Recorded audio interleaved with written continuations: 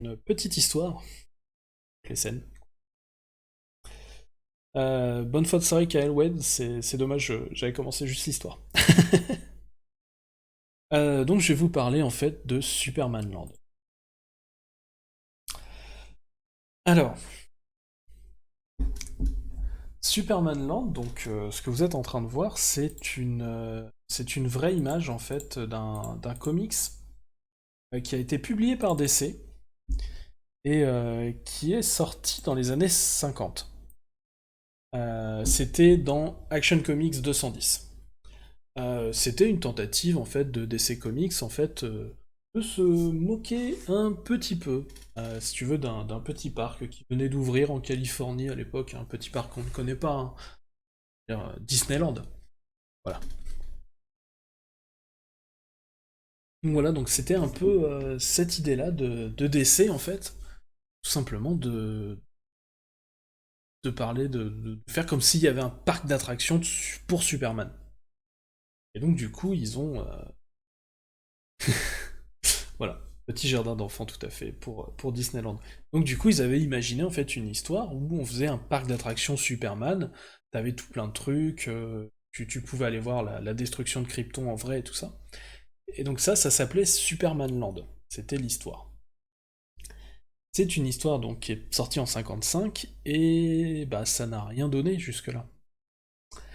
Jusqu'au jour où en 1972, il existe une petite ville dans l'Illinois qui s'appelle Metropolis. Metropolis, en fait, cherchait un petit peu, enfin voilà, est devenue petit à petit en fait la ville de Superman.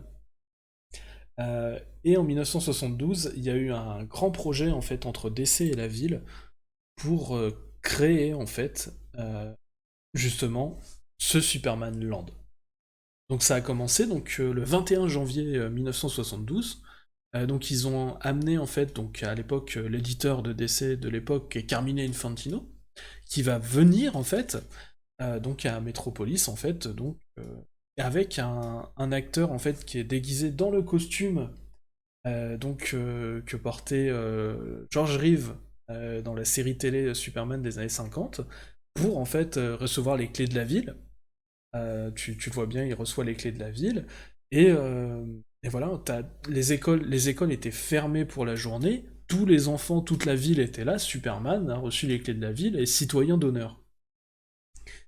Et ils ont commencé donc à se dire bon bah voilà, on va réfléchir à faire un parc Superman. C'est c'est comme ça. Et donc parce que du coup cette petite ville s'appelle Metropolis. Et donc du coup il y a eu une résolution qui est passée en fait qui s'appelle la résolution 572, donc qui fait que Metropolis est maintenant la ville officielle en fait de Superman aux yeux du gouvernement. C'est réel, c'est la cité de Superman. Je vous montrerai après le Superman Museum qui est aussi à Metropolis. Et donc du coup, Neil Adams, on lui a demandé de faire de réfléchir un petit peu à faire un plan en fait, pour, euh, pour ce Superman Land. Et donc voici ce qu'avait dessiné Neil Adams. Voilà, donc c'est un peu dommage pour les gens qui voulaient voir les plans tout à l'heure. Donc voilà, donc on est donc sur Superman Land, on était donc censé avoir, donc, comme je vous avais montré au début, donc cette image avec un concept futuriste tout à fait. Cette image en fait avec un Superman en fait qui était censé être gigantesque. Vous voyez un parking très très grand et en fait donc on était censé donc aller vers la forteresse de solitude en fait au fond. Comme ça là en fait dans cette galerie en fait on allait mettre plein de petits commerces pour quand même faire tourner et tout ça parce que en effet on passe entre ses jambes. Et donc plein de petits commerces, on voit un petit peu les devantures ici, pour pouvoir en fait et faire tourner la musique. Plein de petits plans d'eau et tout ça. Il était censé y avoir en fait un zoo donc à l'intérieur et plein de parce qu'il y a un zoo dans la forteresse de solitude. et quelques petites attractions aussi qui ont été dessinées. Donc notamment, vous voyez la roquette là, qui était censée être l'attraction principale, où en fait on allait en fait normalement revivre, si vous voulez, l'explosion de Krypton. En fait, c'était un truc qui était censé filer des sensations un peu comme ce qu'on peut voir par exemple au Futuroscope ou des choses comme ça. Alors, voilà. Ça, c'était un concept, en fait, on était censé voir, vous voyez, les choses arriver comme ça, et vous voyez, on a du son qui arrivait dans les oreilles, des choses comme ça. C'était comme ça que c'était pensé, en tout cas. Et donc là, donc, on a un peu plus de détails, vous voyez, un petit coin Smallville, un petit coin, vous voyez, la cour de récré de Bizarro, enfin bref, des choses comme ça. En tout cas, c'était assez clair sur le plan. On était censé donc monter jusqu'à la forteresse de solitude, donc avec des petites justement des passages en verre en effet vachement novateurs. Je pense que c'est pour ça que ça s'est pas fait et d'autres raisons que je vais vous expliquer juste après. Et on rentrait en fait par la serrure en fait de la forteresse de solitude et à l'intérieur justement il y avait un petit un petit zoo. Alors je sais pas si ça allait être un vrai zoo ou en fait justement c'est censé être des créatures aliens ou ça allait peut-être être des statues et tout ça parce que je les vois mal quand même être à l'intérieur au niveau du zoo alors que c'est censé y en avoir un plus bas. Si je pense au côté galerie, c'est parce que de l'autre côté en fait il était censé y avoir justement toute une galerie des vilains de Superman en fait qui était censé exister aussi. Si jamais vous me demandez par exemple où est-ce que je tire beaucoup de mes sources, tout récemment en fait DC a republié ça. Ça, c'est The Amazing World of Superman, en fait. C'est un petit côté Tomorrowland, ouais. Euh, qui est sorti, vous voyez, officiel Metropolis édition. Parce qu'en fait, en gros plan, on ferait mieux. C'était un truc promotionnel qui était sorti à l'époque, justement, que à Metropolis. Avec la réédition de cette histoire des années 50, Superman Land, et plein de petites choses, une petite petit truc sur comment on crée les comics à l'époque, et des choses sur l'origine de Superman, tout ça, super bien colorisé. Et en fait, ça c'était distribué à l'époque justement pour faire la pub pour pour, euh, pour ce parc à venir. Donc là, voilà, c'est un peu ça là tout ce qu'on a. Alors, ils l'ont ressorti à l'identique, malheureusement, ouais, je pense que ça manque beaucoup de recontextualisation. C'est-à-dire qu'en fait, il faut connaître l'histoire, que tu puisses te dire, ah ouais, c'est cool. Si tu connais pas l'histoire de ce Superman Land, en fait, tu vas un peu te mordre un peu les doigts. Le bouquin est magnifique, il y a plein de petites choses qui sont super sympas. Notamment plein de petites cartes, voilà, donc ça c'est les secrets par exemple de la forteresse de Solitude. Voilà, trouve un petit truc qui est sympa en fait, c'est les différents voyages des différentes personnes qui sont sorties de Krypton. Voilà. Hop. Donc là en fait t'as les trajectoires des différents trucs, donc t'as la capsule de Superman, t'as la capsule de Crypto en fait qui est partie parce qu'il y avait un autre truc, t'as le voyage qu'a fait Supergirl. Enfin voilà, il y a plein de trucs super cool. Et un petit poster qui revient sur la carte en fait de Krypton avant que ça explose. Voilà. Donc si jamais en fait ça vous intéresse, je pense que c'est encore trouvable, oui, parce que en fait je l'ai depuis 2 mois. Donc je l'avais précommandé certes, mais je l'ai depuis 2 mois, donc ça peut sans doute se trouver. C'est vraiment une réédition toute récente. Et, euh, et donc du coup ça c'était ce qui était sorti à l'époque, dans cette ville de Métropolis, que pour tout simplement au centre d'exhibition.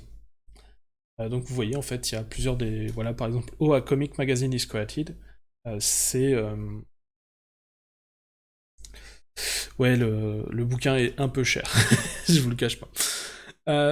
Et donc, en fait, c'est ce que vous retrouvez, en fait, dans les collections là-dedans, justement. Voilà. Et donc, c'était un projet qui aurait dû se faire. C'était en très bonne voie, c'était signé, ça allait se faire. Techniquement, ça allait coûter 50 millions de dollars de l'époque. Avec l'inflation, on est plutôt actuellement sur 270 millions, quoi. Euh, pour, euh, pour le faire, on ne sait pas qui poussait le plus, si c'était Metropolis en fait. Qui poussait parce qu'en fait, ils ont pas. En effet. 17 euros, tu peux y aller, c'est pas cher pour le truc. Et Metropolis en fait était très contente parce qu'en fait ils ont rien pour eux en fait pour le tourisme. Et DC, bah, t'imagines bien, c'est parc d'attractions Superman. Plus ils ont pas grand chose à mettre. Enfin voilà, c'est les deux étaient contents. En 1973, c'était censé se faire. Et c'est là qu'il y a eu l'embargo sur le pétrole. Voilà, pour le fait que justement les États-Unis en fait se soient mis du côté d'Israël en fait à l'époque. Donc c'est l'OPEC. Voilà. C'est marrant comme quoi ça sonne un peu, un peu aujourd'hui. Euh, et du coup, en fait, tout simplement, il y a une crise du pétrole incroyable. On en avait parlé dans un épisode du calendrier de l'Avent sur Howard the Duck récemment. Enfin voilà, tout est remis en cause, notamment puisque du coup, on ne peut plus voyager par voiture. Et aux États-Unis, c'est un vrai truc. Et les vacances et le tourisme est totalement remis en question dans ces années-là. Et juste, bah, Superman Land, bah, il meurt. Metropolis va mettre 10 ans à se remettre du truc. Euh, et, euh, et voilà, et voilà. Et du coup, par contre, Metropolis continue. Ouais. Premier choc pétrolier qui a mis fin aux 30 Glorieuses chez nous, tout à fait. Et, euh, et donc, en fait, Metropolis, par contre, continue toujours joyeusement se proclamer comme étant la ville de Superman. Euh, Tous les ans, encore aujourd'hui, se tiennent le Superman Day. Et aussi, ils ont fait plusieurs statues Superman, dont notamment celle-ci qui est magnifique. Et donc tous les ans, il existe le Superman Day où donc plein de gens viennent tout simplement enfin, c'est une grande réunion de plein de gens en cosplay et tout ça. C'est une bonne petite chose super sympa à vivre. Et voilà, c'est très sympathique. Et donc ça existe, le Superman Day à Metropolis, dans l'Illinois. Et pareil, donc à Metropolis, dans l'Illinois, on a donc le Superman Museum, donc qui ressemble à ceci. Alors là, ça ressemble pas à grand chose. On va tout simplement, hop, aller voir un petit peu sur leur site pour aller voir un peu plus à quoi ça ressemble à l'intérieur finalement. Et leur photo était difficile à sortir du site. En effet, Obama a posé devant cette statue, c'est vrai. C'est vrai, mais elle est très connue du coup, pour le coup. Et ça, c'est le Superman Museum. Et en fait, c'est un fan en fait qui a ouvert en fait un musée consacré à Superman. Et vous allez voir, on va regarder un petit peu l'intérieur, c'est assez dingue. La voiture déjà. Donc oui, ça c'était un petit comics qui était, enfin, un petit magazine qui était sorti avec ces trucs-là. Enfin, je vous laisse regarder un petit peu l'intérieur. Moi, ça me fait rêver.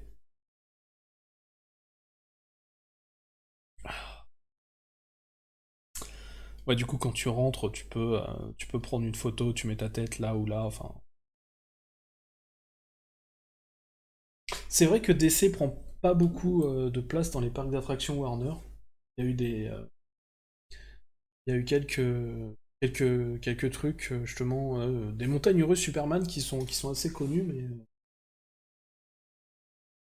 là c'est vrai qu'il y a pas grand-chose. Et du coup, c'est vrai qu'un parc entier destiné à Superman, moi j'aurais kiffé.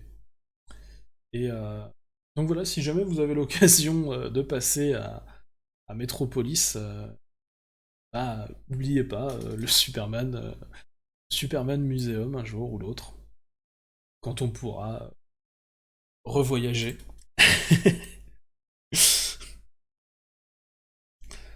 Voilà, c'est vraiment, ils appellent ça la plus grande collection qui existe sur Superman, et je veux bien les croire. Je veux bien les croire, tu vois, t'as euh, ces planètes qui étaient utilisées dans Lois et Clark, enfin, alors, il y a juste cette statue où je suis pas fan. Moi, je préfère quand les deux ils jouent au volleyball ensemble. Mais bon. Voilà, ouais, non, ah, c'est un musée qui fait très très très envie. Vraiment. Voilà, différents costumes qui ont été portés au fil du temps, voilà.